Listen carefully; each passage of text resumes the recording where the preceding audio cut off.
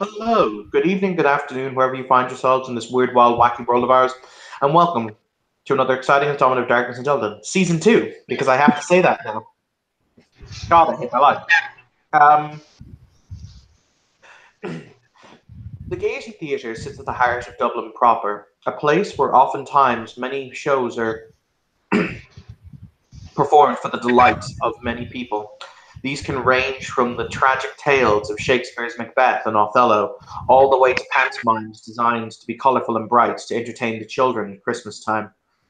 However, this evening it takes on a much more morose ambiance, as it is tonight.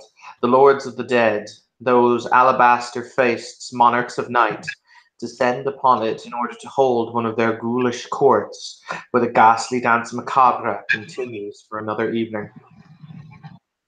Inside the doors, you will see a number of security personnel dressed in black suits who are wearing black sunglasses and have earpieces in their ears to denote the fact that they are always listening to some kind of central command or comm control.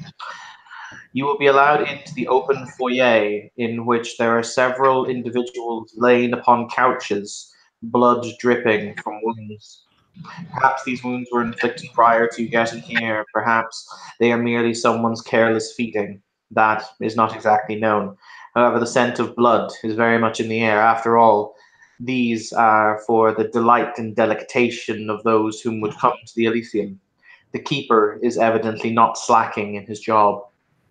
And so it is, we will introduce ourselves. I will go from right to left on my screen, and we will see what it is we shall see. All right, so Tiger, you're up first. All right.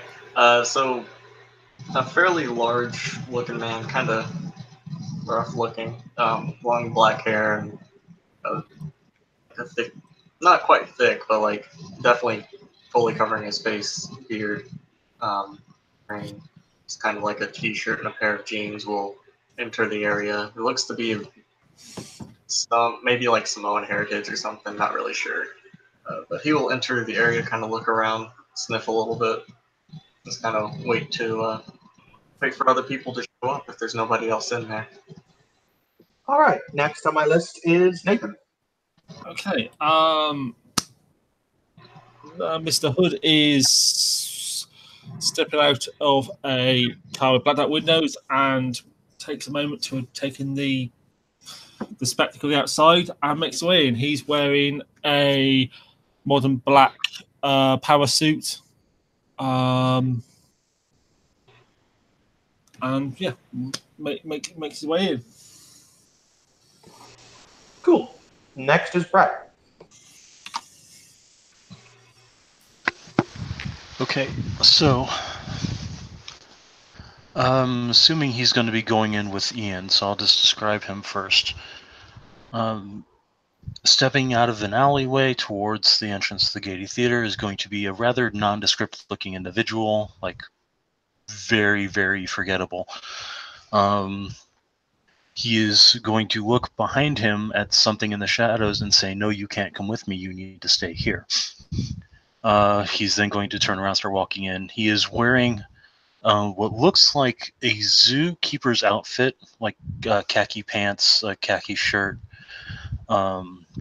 numerous pens, pencils, all sorts of things. But over that, he's wearing a lab coat, a white lab coat that looks practically pristine. He's actually wearing actual, like kind of Doc Martin, more like Trailblazer Timberland boots on his feet. Then he will look up and say, "We should get going," and he's going to head into the proper area.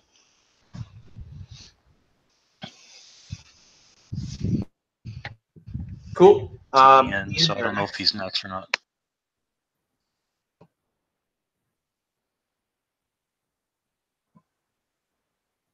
Is that Ian, me, you're up next. me or Ian? Ian.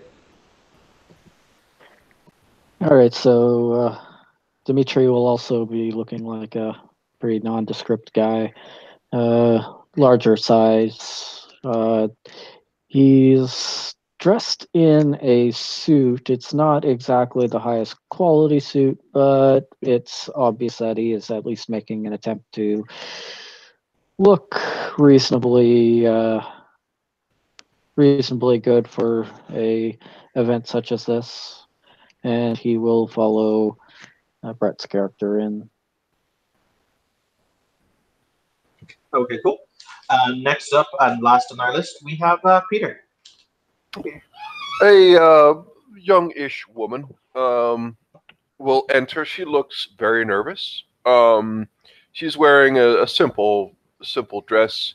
One looking at her for more than a couple of moments will see that she is quite well trained. She looks as though she's probably done some sort of sport in her life. It's quite apparent if you look at her, and she's just walks in, is just standing very, very tense, and just looks around almost like a deer in a headlight or a cat that's heard something bigger than itself, just looking around. There is a series of steps that lead up to a pair of large double doors that clearly lead into the theatre. You will see this individual seated on the steps with a large book in his lap. Occasionally, people will walk through the door whenever it is that names are called out. As they leave, you will see them whisper things into this guy's ear, at which point he will start scratching them down in the book. But other than that, you are free to mingle. There's only you people here so far. So if you'd like to talk to one another, you can, or if you'd like to talk to the person seated on the stairs, you can.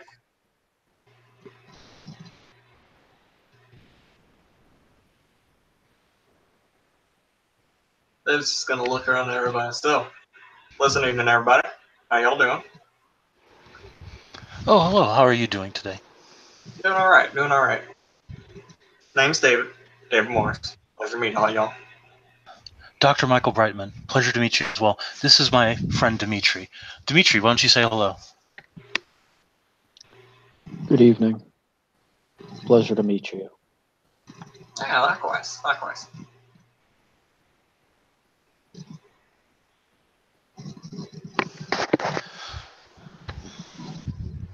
So this all seems to be quite a interesting gathering of individuals. Quite interesting indeed. I wonder how this would relate to certain migration patterns I've been seeing lately. Dimitri, pardon me, I have to go write something down. He's actually going to take a pad out of his lab coat and he's going to sit down and start writing something.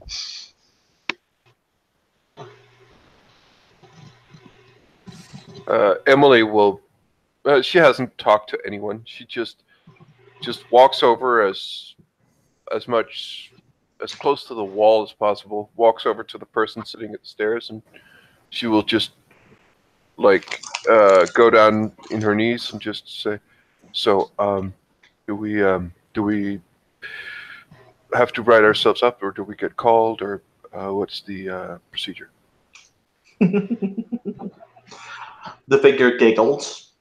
You guys will hear the very melodramatic sound of a very large book snapping shut. It's actually rather loud. They will look up and they will say, "Oh, my darling, am I to take it that this is your first time in such a how do you say, formal occasion?" Yes.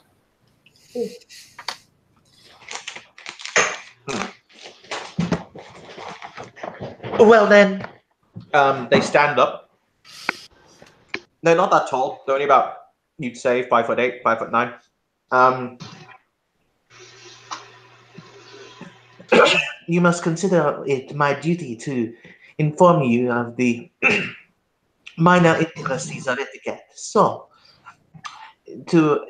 how would you say, make partition? Yes, that is English. It's such a coarse and rough language. I do apologize. How would you say? You may leave your name and details with me.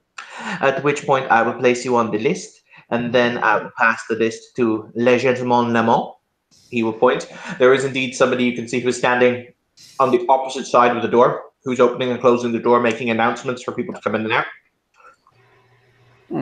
When individual over there announces your name, then you may vote forward for an audience with His Highness Prince Thrain.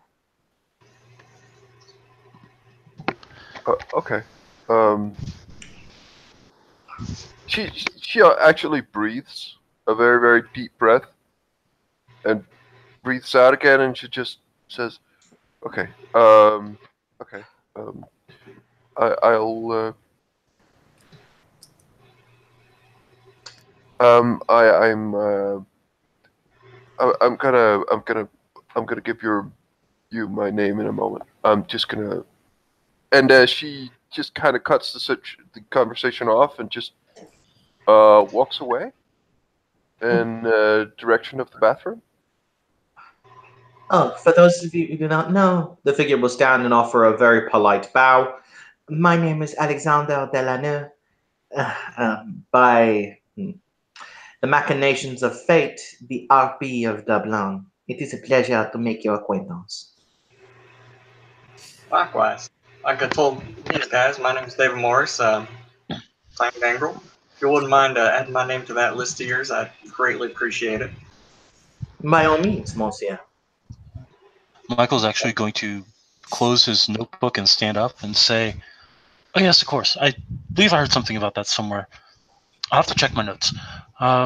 My apologies. Dr. Michael Brightman, Clan Nosferatu. I believe I may have worked with you, or may have worked with you through Hennessy, or may have worked with Hennessy through you about the troop movements. When we were retaking the city, I was handling a lot of the scouting through the animal grapevine, so to speak. Pleasure to meet you. I would like to speak to Prince Thrain at some point as well. You haven't seen any unusual movements of brown recluse spiders lately, have you?" I can't say that I have. However, I am more than delighted to put your name down on the list, monsieur. Thank you. I have 2 status in the Camarilla. I think you already knew that.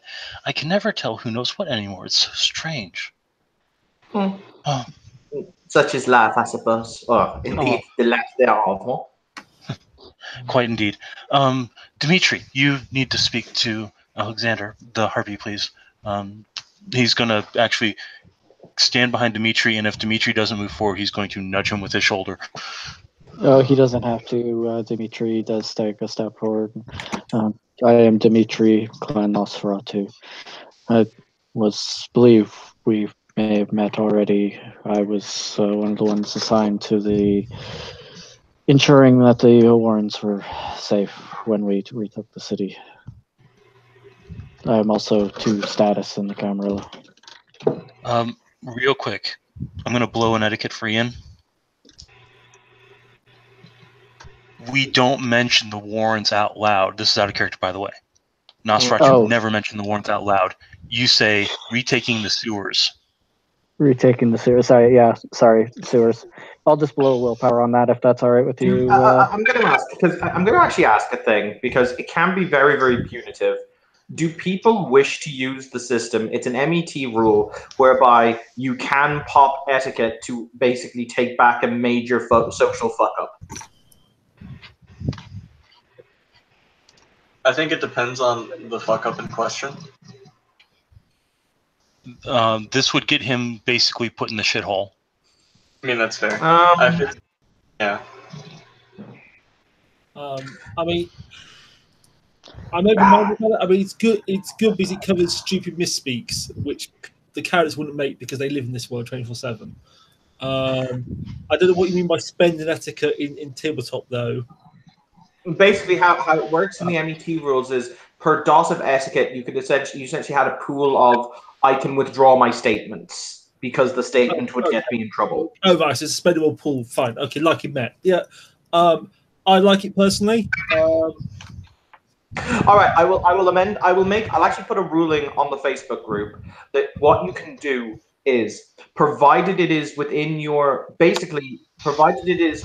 cultural area to know, For example, number of people have fucked up in Mage when they've been talking to Lord Sideshow because he uses very weird, very ethnic systems of etiquette that you would need to have lived in the culture to know. But if it's something your character should know, you can spend etiquette to withdraw statements. Is everyone amenable to this as a thing? And we will then move forward from there. Yeah, obviously Yeah, it that has, sounds amenable. it has to be pretty promptly afterwards, I take it.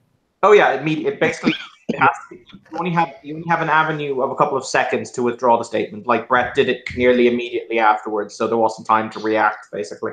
Fine. Yeah, sounds good to me. Also, one last thing that we're going to address before we move on. Do not say your number of status in the Camarilla. Okay. If you wish to make it known, there are actual terms that are used, and they're in the influence section, which is like acknowledged, respected, things like that. You know, things that are not just giving a number, basically. Yeah, Right, I didn't know if we were using MET status traits or not. yeah. Well, Cool. So I would probably have said I am acknowledged and influential in the Camarilla There we go. Yeah, because I have sorry. 8 dots of status. I mean, 8 dots of influence. Oh. Then- okay, so You just don't mention the Warrens. yeah, no, but what would I have mentioned for my status then? Sewers. Oh, you would have just said you're acknowledged. Yeah, but don't as Nosferatu, doesn't he have 2 status? As an Ancilla, you have 2 status. Yeah, as in, so So you could be. It depends on how you got your status, to be honest. No, there's actually I will find it. Give me one moment. There's just a catch-all term. I don't remember what status 2 is off the top of my head, but I will find it. Give me 2 seconds. I like to think you shouldn't really need to declare status. It's just. well, we are talking to the harpy, aren't we? Yeah, she knows. Yeah, That's It's in her book, or his book, because it is very, very feminine and face claim. Yeah, you're in the know book. She knows your status. That's her job. She can also strip your status from you if she really doesn't like you. So. But I am going to look it up just for my own just for my own mindset. So bear with me just a moment.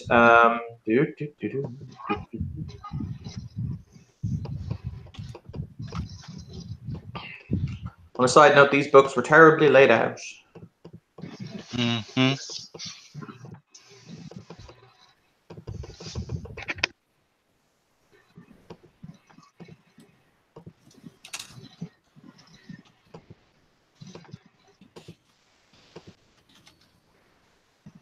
Okay, how it works is they go by the following.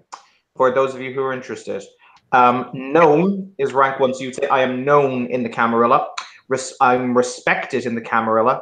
I am influential in the Camarilla. I am powerful in the Camarilla, or I am a luminary of the Camarilla. If you really want to do it like that. Okay, then I guess I'm known and respected. Just to make things easy. Cool. But yes, she will look up at, or he will look up rather, at Dimitri and will shrug before scribbling down your name. Just like, okay.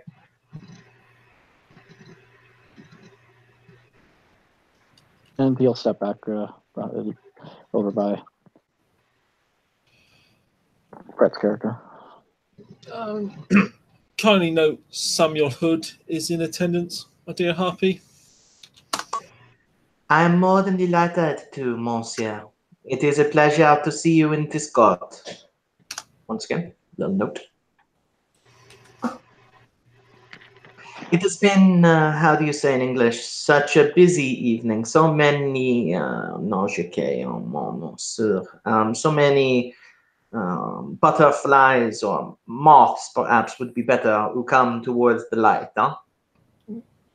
Indeed. What was that, Nathan? Sorry?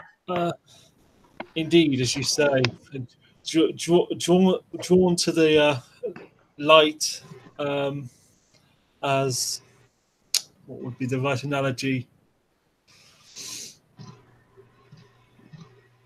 As serfs drawn to attend upon their lord, for that is what they are.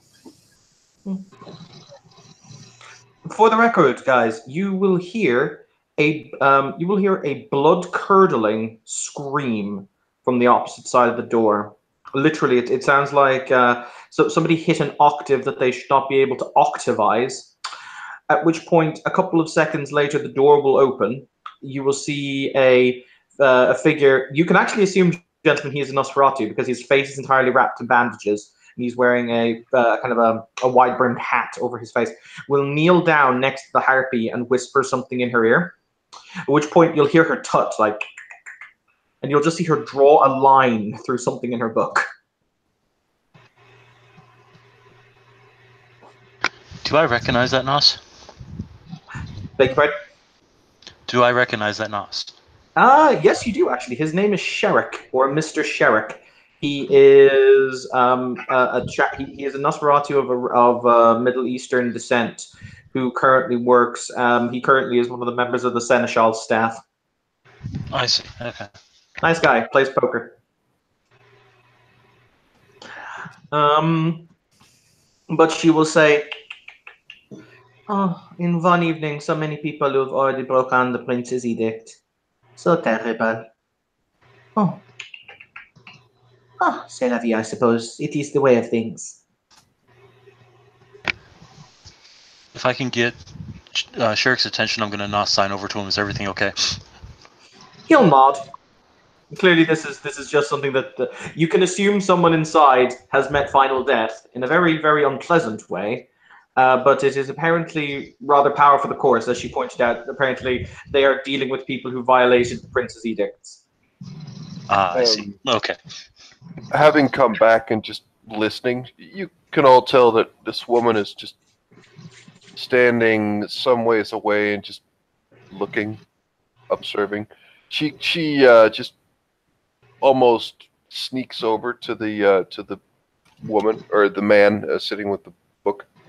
Just so, what happened? It was someone broke the rules or something, or You are very new, my darling.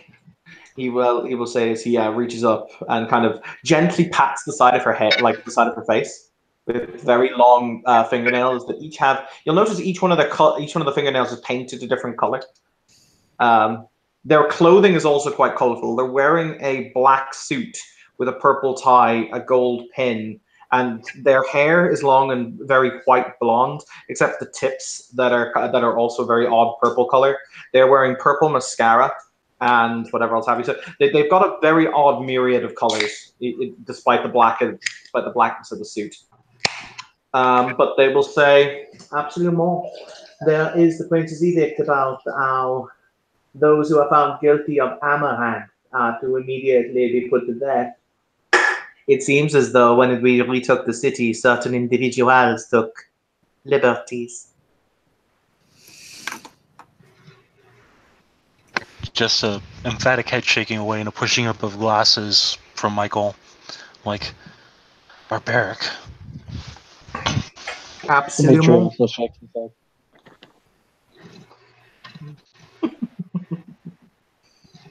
Just to clarify, because I can't remember, obviously 2 years have passed, so it should have faded by now, because I believe Diablerie passes after about a year out of your aura.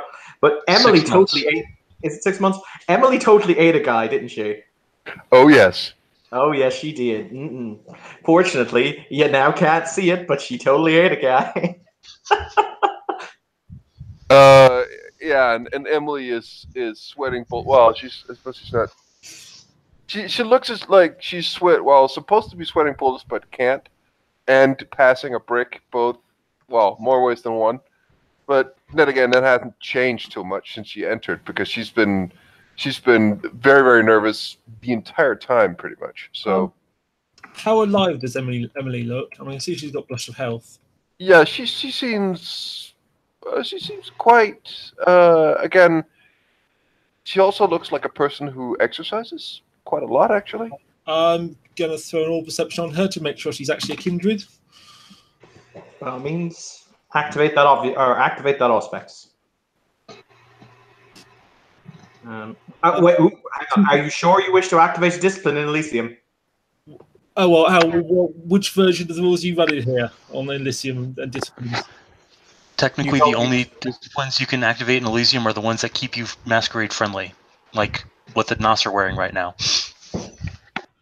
Pretty Okay, much. okay, fine. That's how you run it. I won't then. Okay, yeah, I've played different versions with different takes on that. Yeah, basically, unless the prince directly stipulates that you may use the discipline, you have a position that allows you to use a discipline. For example, the Keeper of Elysium is practically immune to breaking Elysium in this manner because he needs to defend Elysium.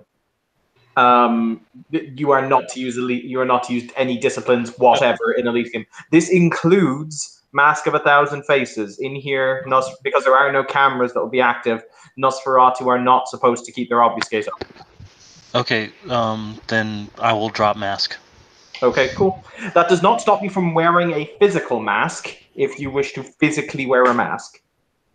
But This is the wrong character Yes, for that. So if that's a rule, then Dimitri would have dropped the mask the moment they stepped in the door. that's Yeah. fine then. So for people who don't know, I'm going to describe what Michael looks like. Think of like bald, pointed-eared, fanged, old-school type Nosferatu. However, he's got like a trim of fur around his jowls that looks like it's rat fur. His eyes are not beady and black; they're actually acid yellow and slitted. And his fingers are exceptionally are narrowed to fine points. They're not claws, they're not talons, they're like just fine points. And Dimitri looks exactly like he looks in the photo. You guys are quite concerned. Well, concerned. You get the impression that you're probably in the presence of someone who has seen the Nosferatu for the first time by the way that Emily is staring at both of you. If it helps, Michael is actually not paying attention at all to her. No. Yeah. No, it's rude to stare. Sorry. And she immediately turns around and goes over to the bookkeeper and she says, Emily Stevens. That's my name. Michael's gonna look up and say, "Was I staring? I apologize." No, you're fine. No, you see the figure look up at you and blink because something about you clearly confused him, and he says, "You seem rather inexperienced, little one." Yeah, pretty much. Have you been released from your sire's keeping? Well, I haven't really known my sire.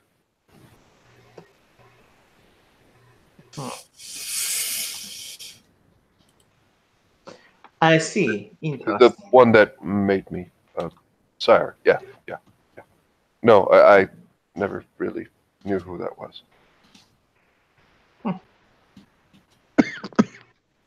Interesting. You will see him scribble something else in his book. Emily Stevenson. Yes. Interesting. Very good. Very good. Absolument.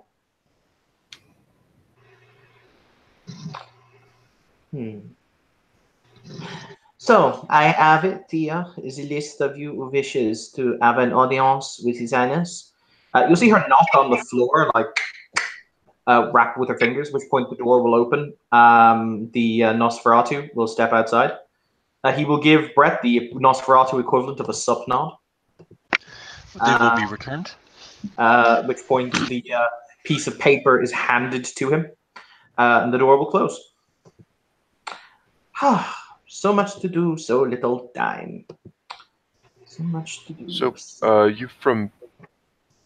you came, you from France, or are you cosmopolitan, or? Am I from France? Interesting. Oui, I am in fact, but I, like many others, was summoned based upon individual talents and skills in order to serve the Oh, So- okay. Okay. My, how interesting it is, no? We shall see. At which point the doors to the main room will open, and you will see this individual step inside, flanked on either side by two men dressed in long black trench coats. The whatchamacallit, the harpy immediately stands up and bows very deeply, like kind of sweeping bow. Emily does her best bow in response because someone who knows more than she does did something, so she'll do the same. Yeah, David will follow the bell as well. And Michael will give proper acknowledgement. Just be like, sort of a formal bows out of the 1800s. Dimitri will also bow.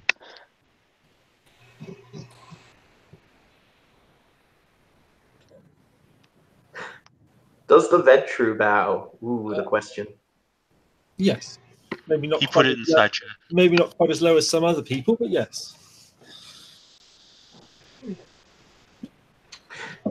The Archon, Galvor, as she enters, will kind of. She has her hands clasped behind her back. She's wearing a black dress that you can tell more than likely is something from maybe the likes of Coco Chanel or something like that, but incredibly old and very beautifully made. We're talking the height of the grand 20s kind of look. And as she enters, she will allow her gaze to glance coolly around the room, very, very much like a dog would do to lesser versions of their own breed in a pack. And she will nonchalantly raise her finger. She will point directly at Mr. Hood, and she will gesture for him to come forward with one finger. Okay. We will proceed. She will offer you her hand. He will. Would you like to make me an intelligence etiquette roll Okay. based on how she's holding it? Yeah, I'm guessing she holds it in a back of hand towards me way. Let's do a difficulty. Standard diff. Actually, no, it'd be diff 5 because you lived through this era. So. Yeah, 5 successes. She intends for you to kiss her hand. I will do so. Which dice roll are we in? We only have one dice roll in Darkness and Double. Have I used the right one? Oh,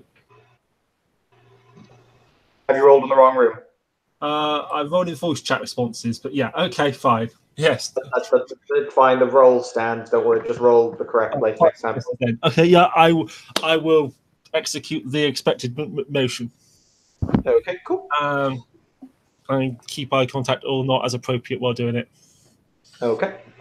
She will withdraw her hand and she will say, "One must admit that one has nothing but respect and admiration for your honored sire, Mr. Hood.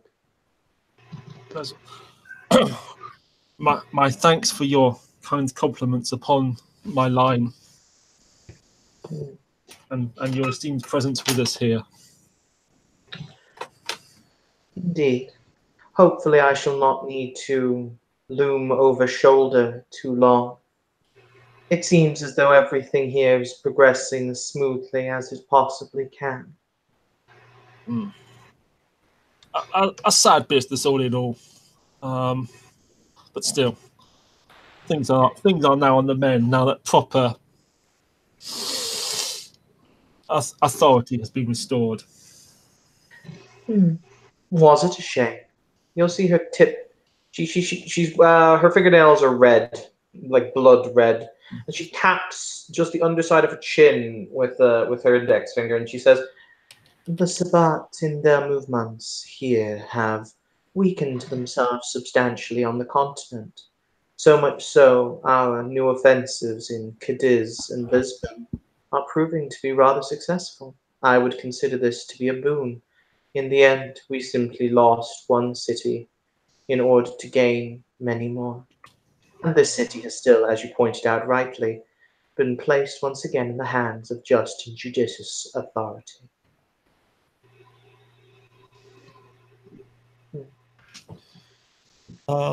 There's a pause for a moment where people might say he's cognating the place he's just described and thinking that in his mind's eye he's seeing the map of the world and the power dynamic shifting for a moment. Then he comes back. Indeed. She will walk forward. She won't dismiss herself. She will just kind of walk on, if you understand me. She will look at the her eyes will flick over the room, and then her eyes will land on poor little Emily. I mean, okay. At which point she will raise a fan that she is carrying in her belt, very not unlike a fan that you would see a a kind of a high Victorian use to kind of fan themselves at a race or at some other social event. And she will whisper something to one of the guards who's standing behind her, who will step forward and answer. At which point there's a nod of the head, at which point she will say, My. So this is what it looks like when one, how would you say in English? For the record, she doesn't have a French accent, but you can tell English is not her first language. She will say, how does it feel to no longer be the sheep among the wolves, but merely a wolf among the pack?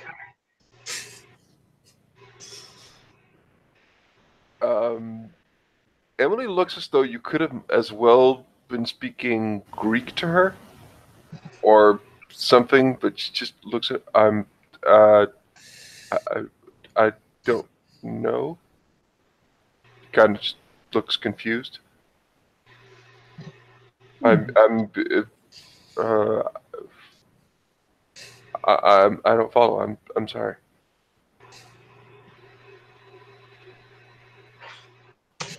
Her alabaster face doesn't change in the slightest. Like she doesn't grimace. She doesn't show any outward sign of emotion. She will just kind of look at you with those same eyes, and she will say, I have often found that ignorance is the prison of the soul. We shall merely hope it is that you find the key in order to free yourself before too long. Thanks. I hope so too. As she just kind of she half goes into a bow again, but then seems like halfway through the bow she seems as though she's uncertain of whether she is supposed to, and then she just I'm sorry. I'm sorry. Inform Prince Thrain when he is done receiving his petitions that I will wait for him in the bar. Of course, Madame Archon, as you say. The seated Delano will say as he's retaken his seat, but he will give a deep seated bow from where he is. Before her and her entourage will indeed walk to the left-hand side through a smaller set of double doors into what you can assume is the bar.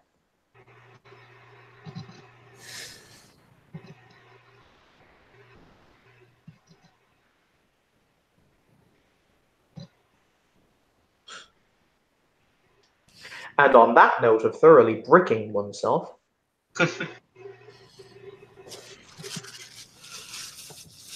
yeah, like if you could get anything out of smoking, she would be chain smoking at this point, but alas.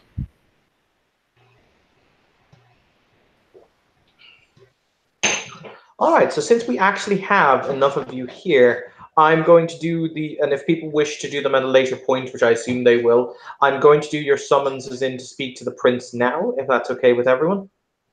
Sounds good. Okay. These are going to be done via status and clan. So, Nathan, did you actually want to speak to the prince, or did you just ask to have him informed that you were here? I think the way I phrased it was, inform him I'm here. If he wants to speak to me, he can. If he doesn't, he doesn't. He's only receiving active petitions today, so do you actually wish to ask him for anything? No, that's fine. In that case, Tiger, you will be called forth first. All right. David will enter the room with the prince, or follow whoever is leading him, whatever the case may be. And there we go. All right, you will see a throne has been set up on the stage proper as you walk through both sides of the chairs. Basically, the grand the grand form of egress and egress from the door proper down into the theater itself. You'd reckon this theater comfortably sit probably you'd say about 2,000 people if you had to give a guess of it. The prince is seated on a throne, very kind of nonchalantly. You can hear the click, click, click, click as his fingertips.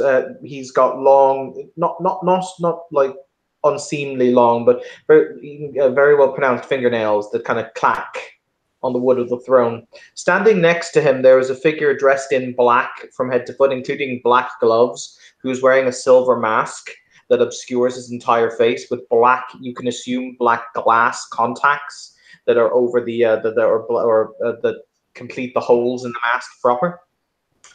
So no part of him is physically seen. He's standing off to the left-hand side of the throne, about 3 or 4 feet, around 3 or 4 paces away. There are a number of people dotted around the room. You assume most of them are security personnel. You see the same man with all of the bandages wrapped around him standing on the inside of the door. He will then announce you. What was your character's last name? I know the first name is David. Morris. Ah, yes, thank you. David Morris, clan Gangrel, come here on this day, the 10th of November, in the year of our Lord 2018, to position the Prince of Dublin, His Highness Justin Thrain. 2020. Yeah, I am bad at my own dates. I'll fight you both. fight me. So, yes, I will not make that mistake again, but then again, I'm not going to announce anyone again. You will just assume you've been announced. See, they spoiled the fun for everyone. No, I'm joking. So, but David, yeah. Would you like to, does David have etiquette? Finger guns. Nope, but I'll roll for it at a higher difficulty to know what to do. Damn right you will. Would you like to roll me an intelligence etiquette roll? May I spend a willpower? Yes, you may. I will do so, because that seems like a good idea. It'll What is my starting difficulty? You don't have it. It's a skill, so it means difficulty becomes 7.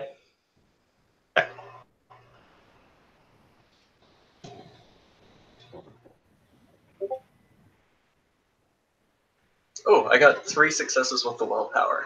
Excellent. You know that basically, you assume that when you come to the end of the chairs on either side of the room, there would be a good place to bow and to state your petition. So David will do just that. He will walk up to the end of the chairs, bow down, nod his head in respect for a few seconds before raising it again and looking at the prince. Good evening, Prince. His last name's Train, right? Thrain, Thorane. Okay. Good evening, Prince Thrain. I've come before you this evening to petition. Well, to be quite honest, I've heard you've been looking for Primogen, for seats on the Primogen Council, and I'd like to throw my hat in the ring for the Gangrel Primogen seat, assuming there are nobody there that you already are considering. Thrain will look down. There's you will see that to the side of him there's a small table. There's a laptop computer that's open on the table. He clearly reads something on the screen. Before he will look up at you and he will say, "Indeed. Ah, how very interesting.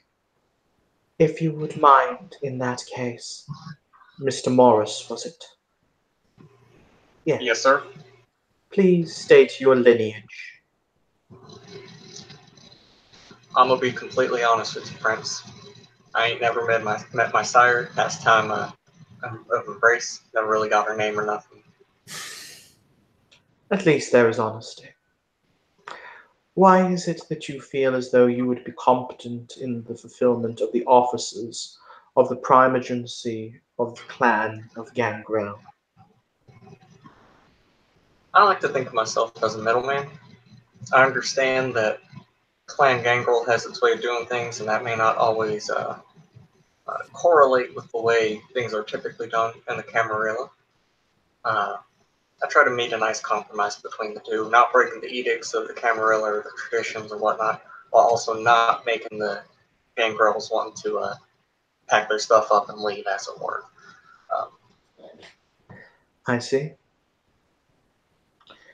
Interesting. You are the first petitioner I have heard for the claimancy of the primagenship of Clan Gangrel. So, it is that I will give you a task.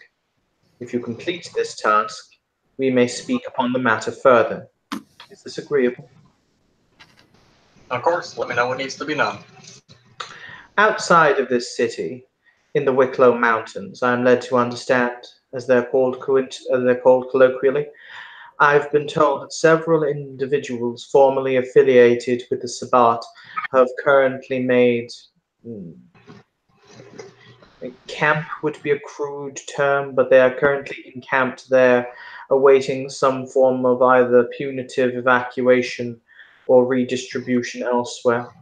I wish their camps to be found, and if possible, eliminated. If you may do this, if you can do this for me, then we shall speak again on the matter of the primagency. Understood. Should be able to get that done. I don't want to say fairly quickly, but within a reasonable amount of time. Very good, then. You may withdraw, Mr. Morris. I had one more thing to ask you, if you do not mind. By all means. I've got a little crew of people coming with me. I'd like to keep them with me, as it were. Mortals. It's a little hard sometimes for my clan to go out and feed, as it were, when we get a little upset. You know what I mean. In exchange for you possibly declaring them publicly my herd and my, I don't want to say property, but you understand what I'm getting at, I would offer you a minor boon. So it is declared. Inform the Harpy on the way out. Yes, sir. Thank you for your time. I hope you have a pleasant evening. There is a very slight inclination of the head. All right. David will get up and he will leave, not hurriedly, but also not taking his time either. Okay. Do you inform the Harpy of the boon owed as you leave? Yeah, David will turn to her and say, so I owe the prince a minor boon. Ain't nothing big. Just wanted to record. And the Harpy will very casually once again scratch into their book with their pen. Thank you very much. You now understand why it is they're sitting outside the door. But very well then. All right.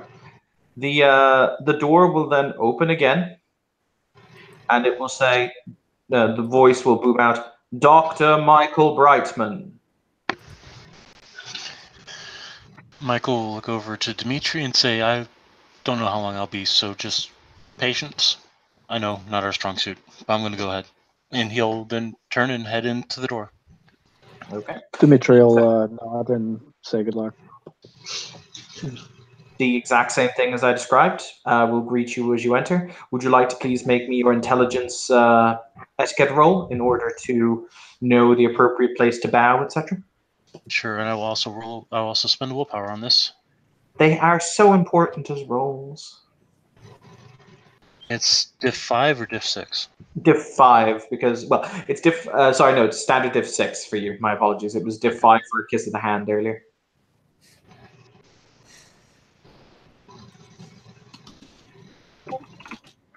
Four successes. Okay, cool. You will bow in the correct place, at which point Of course. the prince looks down at you. Will see Hennessy will look down at you from where he's standing next to the prince's chair and will incline. He won't incline his head as in he won't fuck off, Nathan.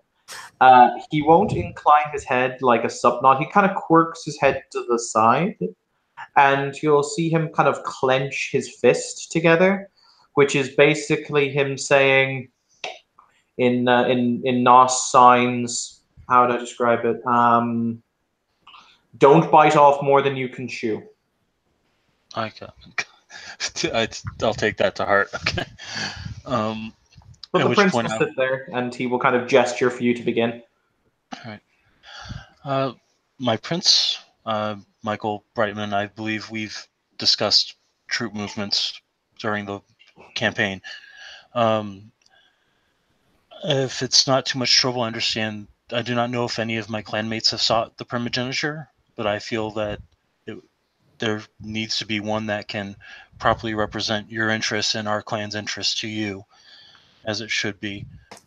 Also, I don't know if you're planning on instituting a spy master in the domain, but I know a couple people that might be good for that as well. Is it then my intention to read this, Doctor, that you wish to seek the primogency for Clan Nosferatu? It is. I see. Can you please state for me your lineage? Child of Alex Shirks, child of Maximilian Schreck, child of Razislav the Lazy, child of Syker, Scikhyer,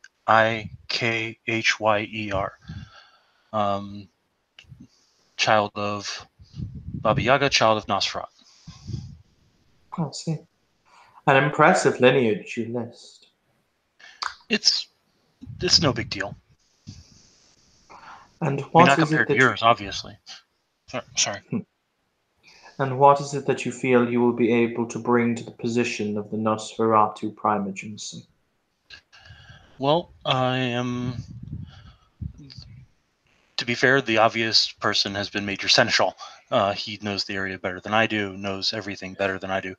However, I would feel that my skills as both a speaker, a leader, and as someone who is constantly passing information back and forth, as was my ilk during the campaign and has been my ilk for more than a couple centuries, has granted me a certain insight on how best to talk to people, to get the proper information out, and to make sure that everybody's on the same page. To make sure that any interests and any words that you need to pass on to the Nosferatu that cannot be passed on through your Seneschal can reach the destination with extreme accuracy, and to make sure that any interests of the Nosferatu in the city can be accurately and, most importantly, Blobber just blinked on the phrase, tactfully brought before the prince for his knowledge.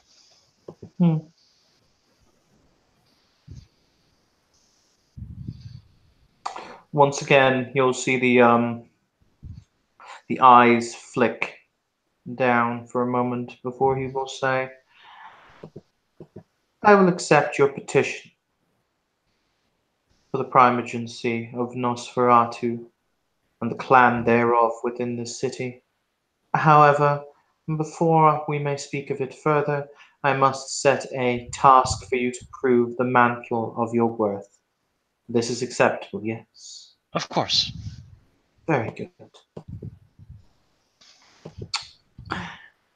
It has been determined via the entities and the powers that be within the city that we need to extend our information network as it pertains elements such as information technology and the like. So, the clan Nosferatu, it is requested that they be able to, how would one phrase this? Tap certain important lines of communication, phone lines, internet services, etc., so that the court may be kept abreast of certain instances and necessary steps may be taken. I can have a list of the required services sent to you. If you please, I can then proceed on making sure that that gets properly taken care of. As you say. In that case, is there anything else you wish to discuss? A small matter of domain. Speak. I would be willing to put forth a minor boon, by your approval, of course, to have the zoo made off limits to anybody who seeks to feed there, unless they be me or someone of my approval. The zoo is located in the middle of the largest park in the city, the Phoenix Park, from what I am led to understand. So, very well. In exchange for a minor boon, I hereby grant the zoo, Dublin City Zoo, as domain to you, Doctor. Long may it serve you. I thank you very much for your consideration, and I will make sure that the boon is properly logged with the Harpy upon leaving your presence.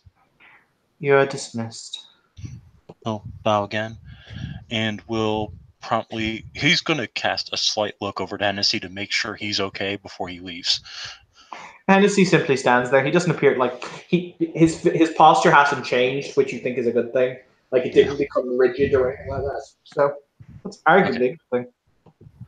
Well, I'm sure that if Hennessy has anything to say to me, it's going to be in the Warrens through a wall. So I will then promptly leave, not in a hurry, not at a relaxed pace either, but more of a, the prince has better things to do now than to watch me leave, and we'll be leaving the door at that point.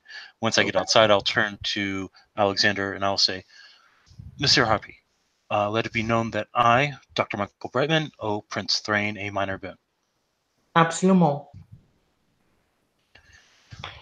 Very He will good. then bow his head, and he'll go and stand over by Dimitri. The next up is in fact Dimitri, who is summoned into the room. He wasn't actually requesting a. Oh, you didn't request an audience? Okay. In that No, case, he was just introducing himself. Oh, that's fine. In that case, Emily. Can I spend 2 willpower on my etiquette? No, I'm kidding. I will spend a willpower on this, and I will roll my intelligence at... Wow, okay, I have 3 successes. Wow, okay. Yeah, you're pretty sure you know the exact place where you should bow. Emily will... she will enter, again, looking extremely nervous, and she will just go up and somewhat stiffly bow, but she will be, like, bowing down quite deeply. On a side note, I just love how it looked like Tiger was fighting with his blankets, just like, ah! Continue. And she holds it for a bit and just straightens up again and she says, Your Highness,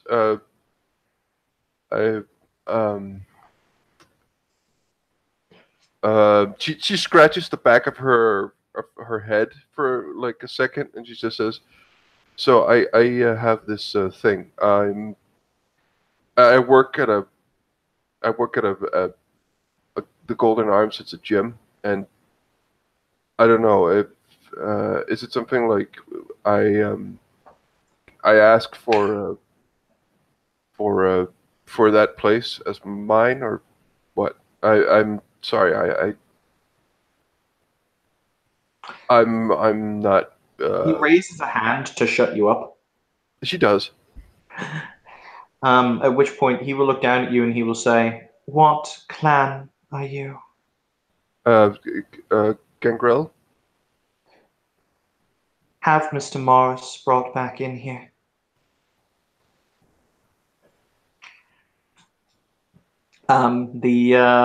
You will see the door open. The Nosferatu will look out and he will say, Is David Morris still here gathered? Yes, sir. What you need me for? You have been summoned. Alrighty. They'll go back in. The prince will point down at Emily and he will say, "This member of your clan wishes to make request of me for domain.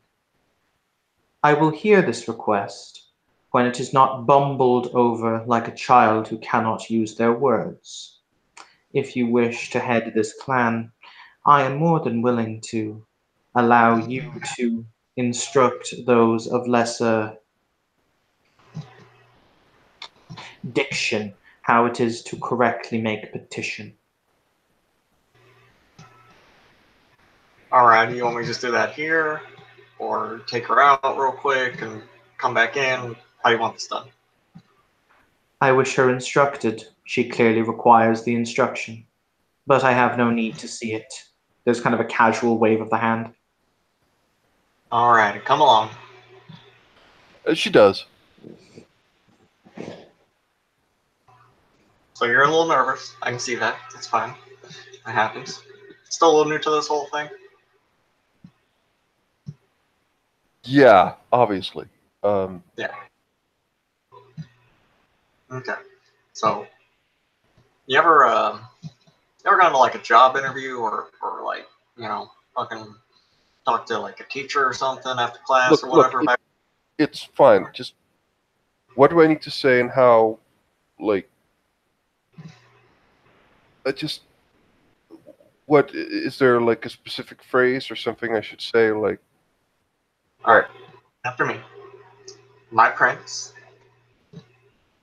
My prince. I would like to request the domain of insert location here. Okay. Or are you doing it just for you or for Clan Gangrel? It depends. Just me. All right. For personal use. In exchange, I will offer you a minor boon. Right. Okay. Okay. I can do that. All right. Now, firm voice, not too firm, but confident. Okay. Okay. She nods and enters. Well, stands there for a moment.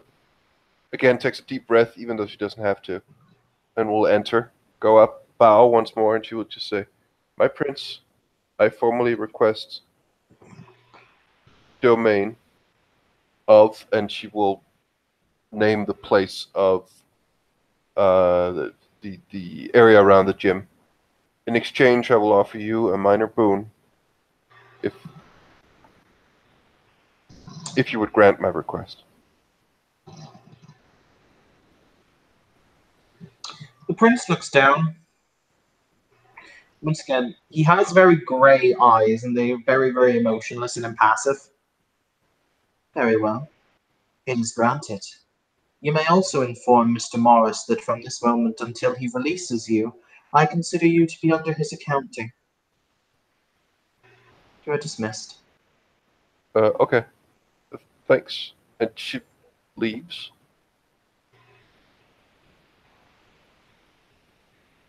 She comes out, just looks around, she just looks at Mr. Morris and just goes, "So, do you have a moment?" Yeah. Also, if you offered him a boon, you might want to get that logged with the Harpy Rat quick. Oh, right. 1 second. And she goes over. "Yeah, I owe a minor boon to the prince." I have made a note. "Okay, thanks." And she goes over to Mr. Morris. Did you actually snap your fingers at them? No. Okay, because like they would find Evan out of character finds that really rude, so they would find that rude. Continue. No, she almost does it at herself. It's more like she just nods and just goes, right, got it. And she turns around. She seems a little flustered or whatever. And she goes over to Morris and she just says, "Okay, so he said something else.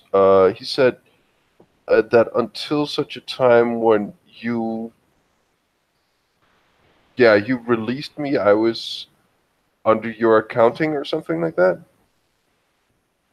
David just kind of makes a face.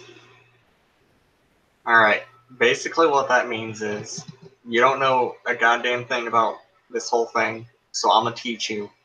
And until such time as I say so, I'm responsible for your fuck ups. Oh.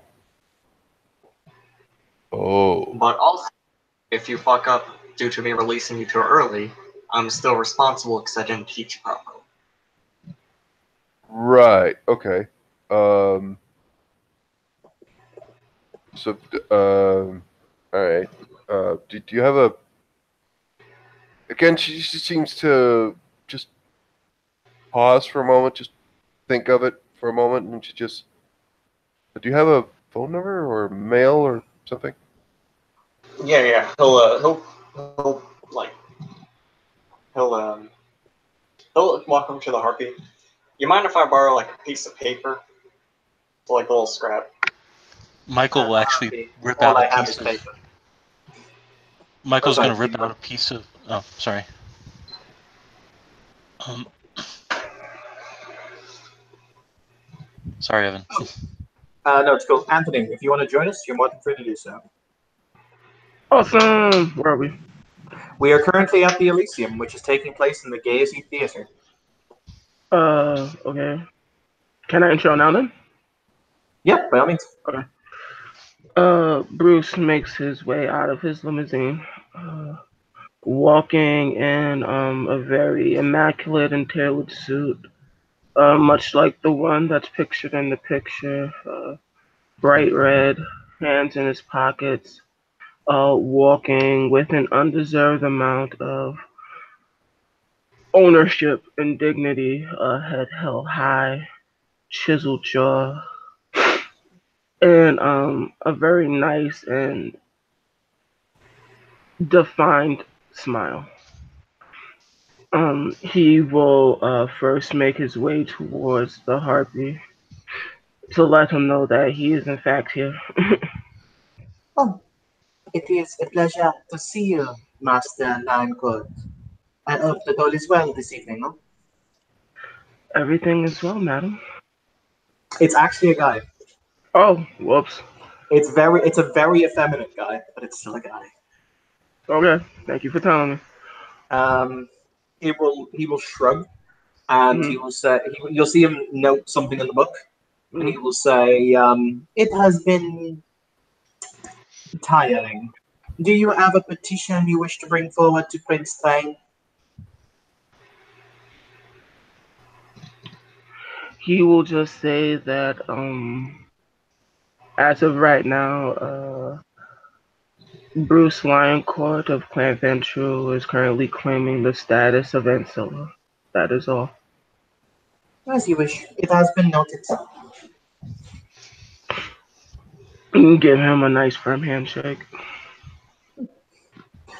But he will kind of sink back. He was seated. He basically how the prince is in the main theater auditorium, which is closed. He's basically summoning in people who wish to make petitions. So the harpy is seated on the steps leading up to the auditorium.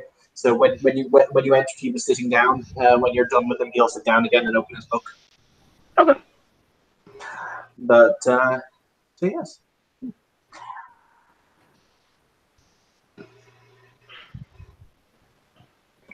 His eyes will like quickly glance around the room to see if he meets anybody's particular gaze. There is a. Oh, sorry. Continue, Brett. I was going to say, there is a particularly ugly-looking Nosferatu that is writing down something in a notepad. When he notices you're looking at him, he will just wave. And then go back to his notepad. He's wearing what looks like a zookeeper's outfit with a pristine white lab coat over it. The man will actually make his way over to Nos. Good Dimitri evening. is standing like right. Oh, sorry. Yeah, there's uglier Nos standing next to him as well. So. Good evening. Pleasure to meet you, Michael, Dr. Michael Brightman. If you have any interest in biology or zoology or cultural anthropology to some extent, just please let me know. I'm quite an adept scientist. Is it a passion then? Bruce Linecourt. Mr. Lioncourt, excellent to meet you. It is my life's work, my unlife's work, my life and my own life's work, and Indeed. further unlife's work. So, have you noticed any strange movements of brown recluse spiders around? He looks at you and again he just kind of says, "What?" Like that. Kind of those words mean nothing to him. Like, Oh, I've noticed that there's been a change in patterns of spider migration in the city. I've been wondering if there's been a ecological reason or if there's been a sudden you know, when you shift talk in to somebody about like anime and things they don't really understand, and they give you like this Yeah. glassed over look. Yeah. Yeah. Like, what? He'll then say, "Never mind, not important. Pleasure to meet you." Excusez-moi, gentlemen, ladies, for but a moment. As it stands, the prince has awarded domain twice this evening. Once to the good doctor here of Clan Masuratu, and also to the newcomer from Clan Gangrel. I will have these noted. You will receive a certification of the rights of domain in these areas with the prince's seal. This is agreeable to all, yes? Yes, thank you very much, Sir Harpy. My apologies. Please go back to your conversation. I was merely informing you of the next steps in the process. Well, not aside of that, and then turn back to Bruce and say, "I understand. I have a bad habit of being technical. If you No, do I see, enjoy technicality, but I like to know the who, the what, and the where. The whys. well, I don't know if you were here for the taking of the city, but I was actually one of the lead spy masters in the area, making sure that information was gained and transmitted properly. So Fabulous. this is Dimitri. Dimitri is a member of my clan, as if you couldn't tell, right? Anyway, he's kind of the speak softly, carry a big stick sort of person. I see. Well then, Master Demetrius, it's good to see you. Dimitri will bow his head.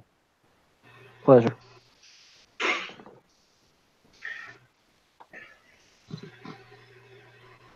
So, No, gentlemen, how does the night find you both? well, it finds me very well. In fact, I saw significant progress on one of my experiments earlier, but I'm told I'm not allowed to bring it here. So, happy thoughts. Well, trouble me with the things and findings of your experiments in a more digestible form. I'd love to hear it. Well, basically, I am trying to crossbreed an alligator and a crocodile. Pardon me, what the fuck? I'm trying to use a form of in vitro fertilization to fertilize a crocodile egg with an alligator's semen. Why? What he Because said. the thing is that at some point in their evolution, the two species diverged, and I'm trying to find a way to reconnect it. Like, just for curiosity's sake, or like... Is there, Oh, is there I believe that I could probably submit it under a false name and gain a Nobel Prize if I'm successful. However, it is still tricky. I'm finding a hard time I'm having a hard time properly maintaining the ovum so that it will accept the semen. Alright, yeah, sorry to interject. My apologies. I was gonna go back talking. No, it's okay. Mr. Morse, have you met Mr. Linecourt? Bruce Linecourt. Nice to meet Mr. you. Morse. Likewise. How does the night find you, Mr. Morris? Pretty decently. How about yourself? I can't complain. It's a decent night. Glad to hear. Glad to hear. Very interested. Emily, for the sake of it, Emily looks as though she's trying to make the best imitation of the wall behind her. Oh yeah, this is my adopted child, Emily. Emily, come here. Introduce yourself. She just looks at you like, "What you fucking say?" Like, just looks at you very, very quizzically and just says,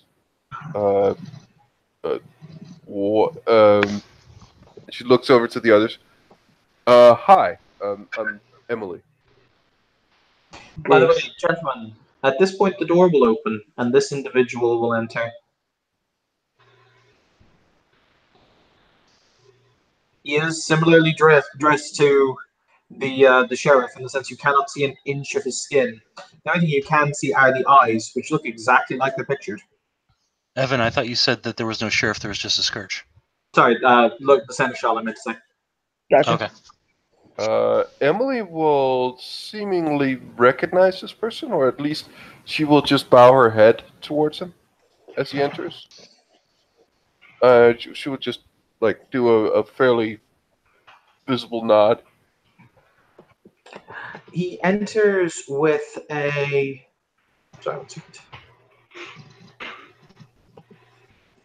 He enters with another individual who is a kind of a skinhead with a bright, kind of blue mohawk that goes all the way down the back of his neck, and he covered in tattoos. But the two of them enter anyway. They are rather apart from the suit wearing kind of the glamorous ambiance of the evening, as it were.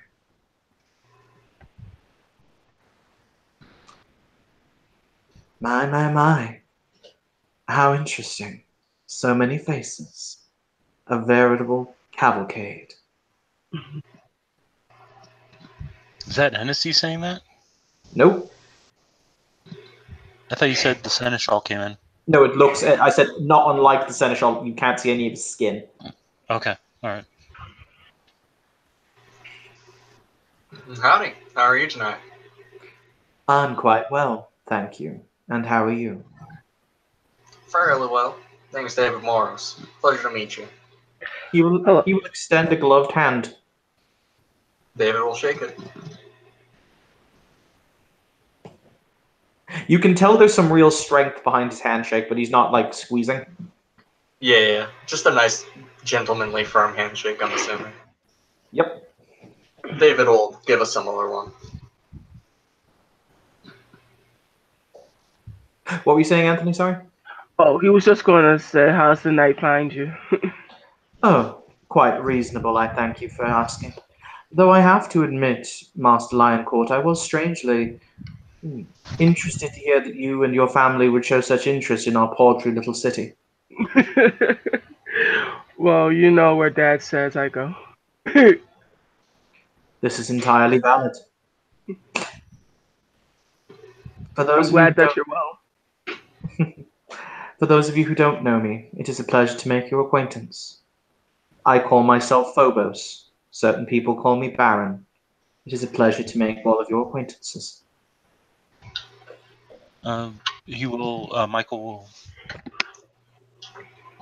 Michael will bow, give a respectful bow, and will say, Dr. Michael Brightman, pleasure to meet you.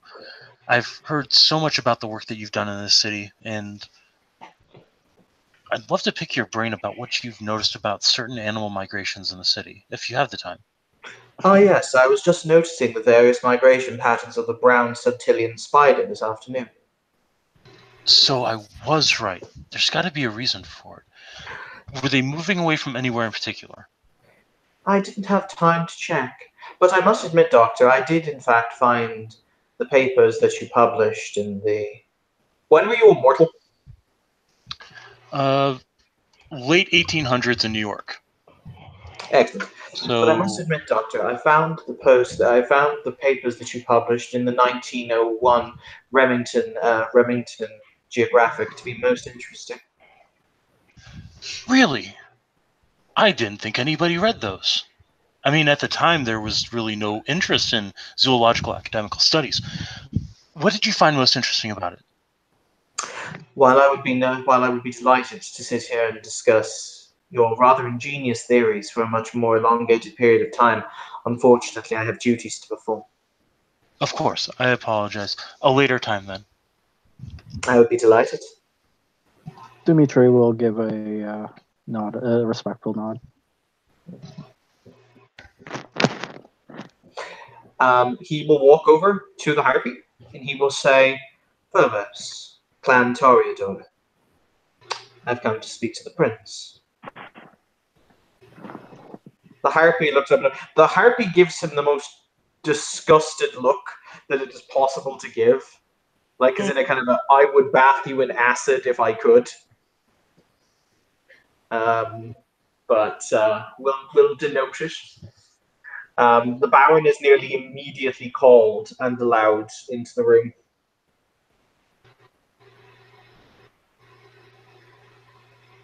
So he will then depart into the auditorium.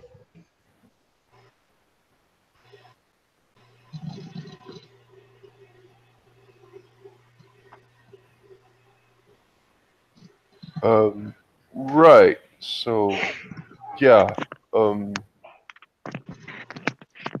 Yeah, that's my name, and it's a pleasure to meet you all. And yeah. Good to see you, Miss Emily. Thanks. She stands there like a sore thumb, just not really knowing what. Like, she steps back a bit behind. Well, she's just found out her adopted sire, apparently. She didn't seem to be fully aware of that. And she just says, "So what is the Baron doing? But why is he? Oh, right, okay, never mind. No, ask your question. No, it's I got it. It's fine. Are you sure? Yeah, I'm yeah. You know,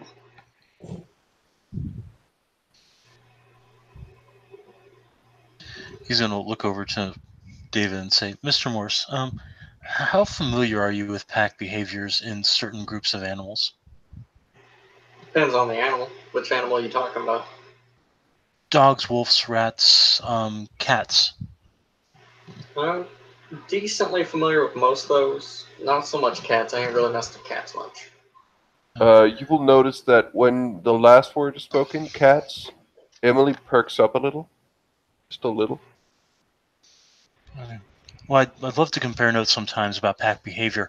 I'm currently working on a thesis regarding advanced pack tactics, things that more evolved, more comfortable packs do together. I was wondering if you might have some insights on it. I mean, ish. Look, you can always just ask them. Yeah. More advanced pack That's- tactics, huh? This seems like something the Sabbat should possibly learn, eh? I'll be sure to keep my thesis and following dissertation away from any members of the rebellion. Oh, good idea. Like, first thing. I don't know well if played, you Master knew, Harpy. I don't know if you knew this. I understand. I mean, obviously you've been at this game for quite a while now. Recently, it seems to come out. The pack tactics and whatnot ain't really a thing, as it were. Like, they group up, sure, but there's no such thing as like an alpha or nothing like that. Just kind of do their thing. I'm not too familiar with how the rebellion functions, unfortunately. Oh no, I'm talking about like wolves.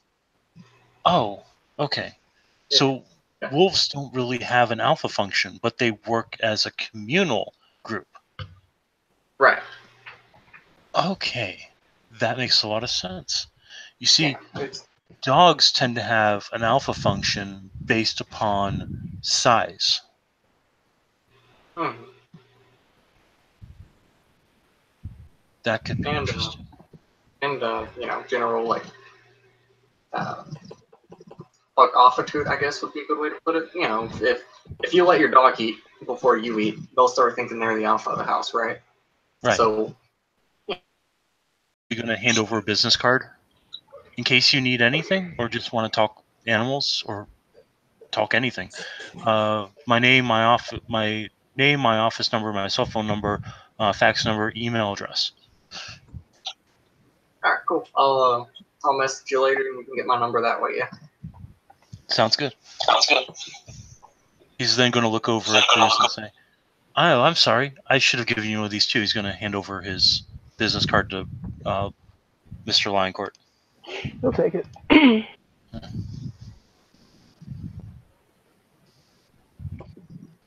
Oh, and don't let the Doctor of Science fool you. I am actually also trained in medicine.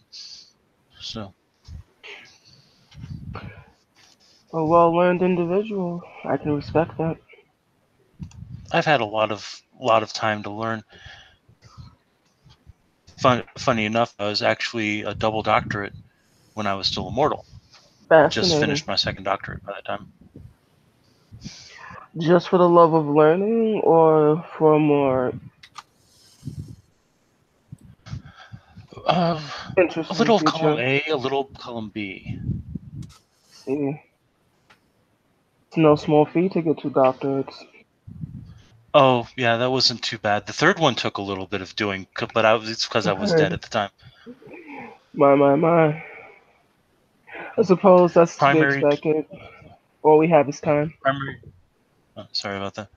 Primary Yeah. doctorate in biology, secondary doctorate in zoology, and third doctorate in cultural anthropology. I'm also working on a master's in genetics. Interesting. Couldn't get it at the time, had to wait for science to catch up.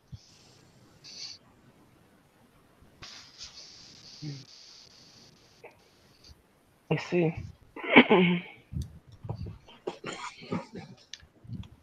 I'm sorry, I seem to be speaking entirely too much. My clan has warned me about this on multiple occasions. Please, everybody else start talking. So, how was the trip here, Mr. Lioncourt? It was uneventful, sadly. Why, sadly? Surely a long trip like that is good if it's uneventful. Oh no, I enjoy a little bit of excitement, a little bit of stretching the muscles, but alas, we all can't be so lucky. It was very quiet, uneventful, very much so run-of-the-mill day. Did you come directly from Prague? Directly.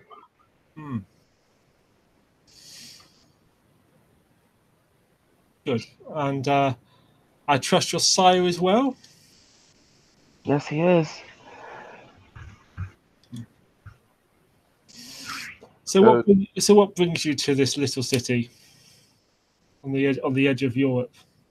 I am here because I heard that this was a bustling new endeavor for the Ivory Tower, and as I said before, when Dad says move, I move.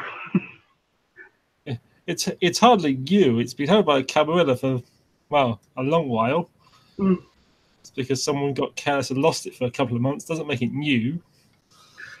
Well, politics as they are, I'm still here to offer my services. But still, that's not a direct answer, is it? What's your sire's interest then in Dublin? Why don't you ask him? Because he has to know his mind. Because you're here and I'm asking you who's here. Well, I don't know my sire's mind, good sir. Well. Oh, he hasn't told you what he wants to do. He just told you to come here for no reason. I mean, you're more than welcome to make that assumption.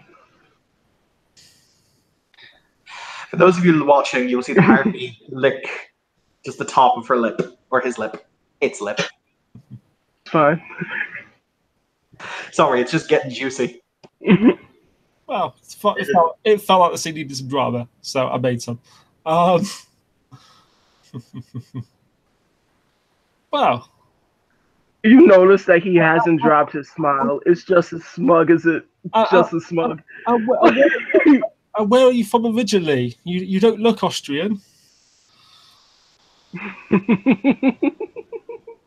I don't look Austrian. That's your quip.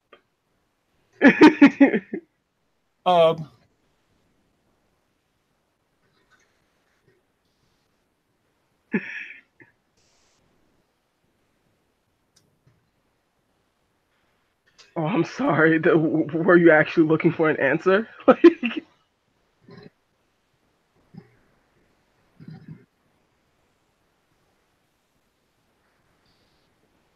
Wow, it seems you choose not to give one.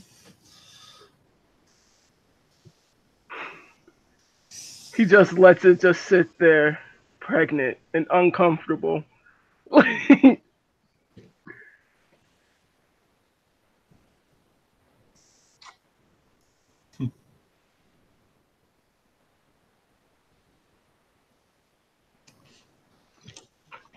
Well, that's we'll have to talk later properly when we aren't around our company. I'm sure there's important and weighty matters to discuss.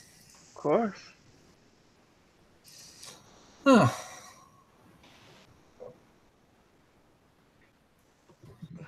And has this individual introduced himself as of yet?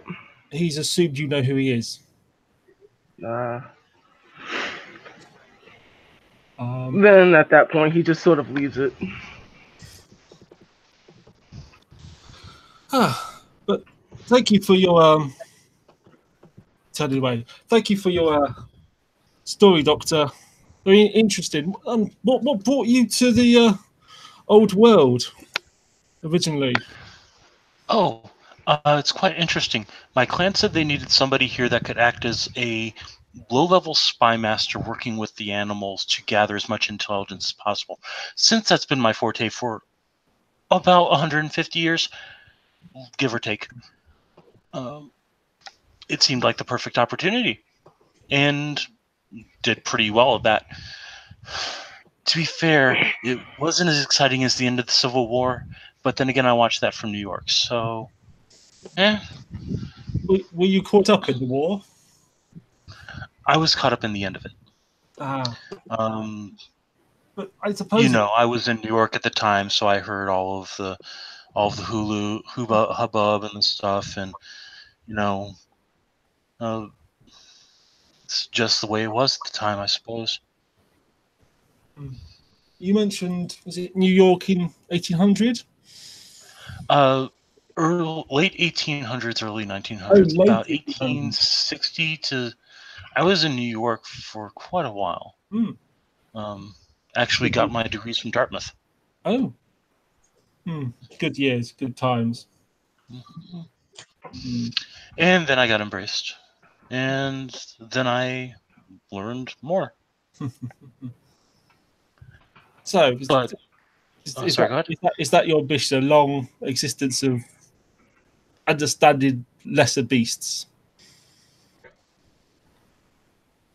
I'm sorry, lesser beasts? Yes. Huh. Interesting. Oh, it's just that intelligence based upon evolution and education is quite specialized. What I mean to say is that if you give something enough time and enough experience, it won't be a lesser beast anymore.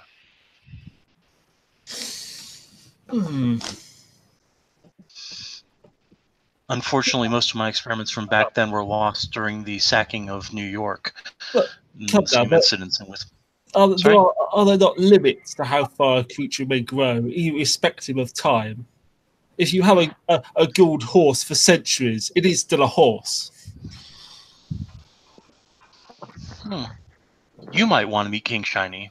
He's been around for about 70 years, I think. I have no doubt. I'm sure such a horse would be most remarkable and impressive, and a king among horses. But still, Oh no, a horse. King Shiny's not a horse. King Shiny is a crocodile. I want to meet King Shiny. Can I meet Shiny? Maybe later. I'm When, still training him not to eat other vampires. Doctor, as a scholar, When, as a scholar of these things, you've spoken a couple of times tonight of evolution, the theories of Mr. Darwin, which I assume you're an expert on. Yes, I'm quite familiar with Darwinism. Okay. How then would you apply that theory to kindred?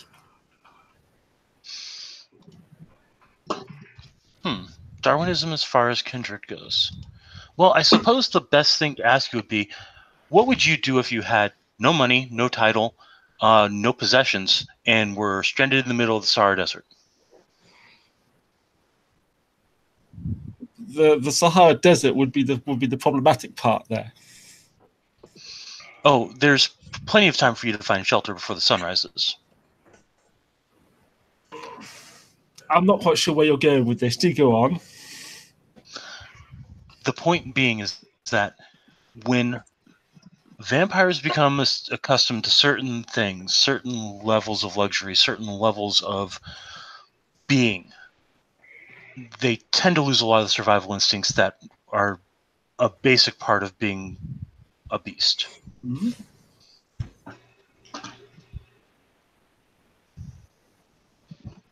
You mean in the way that humans of cities do not know how to hunt for themselves?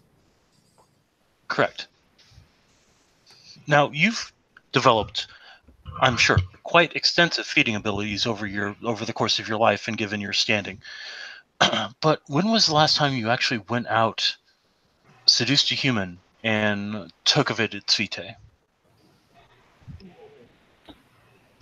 Just out of character, as this last couple of bits of this conversation unfold, Emily will just nod to her clanmate and she'll say, I'm gonna go somewhere else. I will talk to you later. And and she will just seems to leave the conversation at that point.